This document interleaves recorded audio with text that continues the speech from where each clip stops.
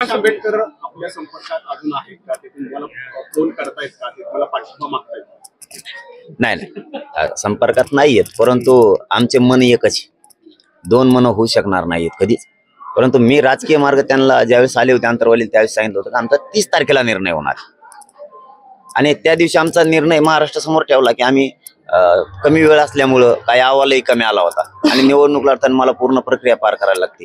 ते त्यांच्या लक्षात आलं की यांचा राजकीय मार्गच नाहीये आणि राजकारणात मला असं करून नाही चालणार, कारण इथं बहुमताला खूप किंमत आहे. मराठा क्रांती मोर्चाच्या बॅनरखाली काही उमेदवार उभं राहू इच्छित आहेत, तर त्यांना काय नेमकं आव्हान असणार? कारण शिरूरमध्ये वारेकर जे आहेत त्यांनी अर्ज भरण्यासाठी आव्हान केलं. अशा अनेक ठिकाणी आणि जर असे उभा राहिले तर त्याच्यात सरळ सरळ मत विभागणीचा फायदा जो आहे ते तुम्हाला ज्यांनी फसवणूक केली त्या सत्ताधाऱ्यांनाच होईल अशी स्थिती आहे. तर काय तुम्ही मी सांगतानाच सांगितलं समाजात, मला कोणाला पाडायचं कोणाला निवडून आणायचं तुम्ही ठरवा. फक्त एक गोष्ट लक्षात ठेवा, आपल्या आई बहिणीचे ओळ विसरू नका. आणि दुसरी गोष्ट, दोघांनी तसं पाहिलं तर आम्हाला काहीच दिलेलं नाही. महाविकास आघाडीने काही दिलेलं नाही, यांनी काही दिलेलं नाही. कारण मी असं करू शकत नाही यांना निवडून आणा त्याला पाडायचं. जो सगळ्या स्वराच्या अंमलबजावणीच्या बाजूने राहील त्याला मतदान करा. आम्ही कुठेही उमेदवार दिला नाही. आता तुम्ही म्हणताय त्यानुसार जर कोणी उभा राहणार असले तर त्यांचा वैयक्तिक प्रश्न आहे.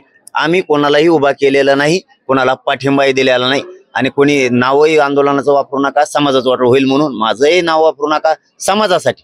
नसतं माझं नाव काय असं काय कुठं एखाद्या मोठ्या पर्वतावर झळकत नाहीये म्हणून नाही म्हणत मी, पण समाजाचं वाटलं नको. खूप माझा समाज लय दिवसानंतर एकत्र आलाय आणि आपली तयारी नाहीये. विनाकारण कमी मतं पडले तर समाज हरला असं होईल, म्हणून भरणाऱ्याने सुद्धा विचार करा. देश विदेशातील प्रत्येक घडामोडींचे लाईव्ह अपडेट मिळवण्यासाठी आता साम टीव्हीच्या सर्व सोशल मीडिया प्लॅटफॉर्मला लाईक, फॉलो आणि सबस्क्राईब करा. तसंच सर्व नोटिफिकेशनसाठी बेल आयकॉन प्रेस करायला विसरू नका.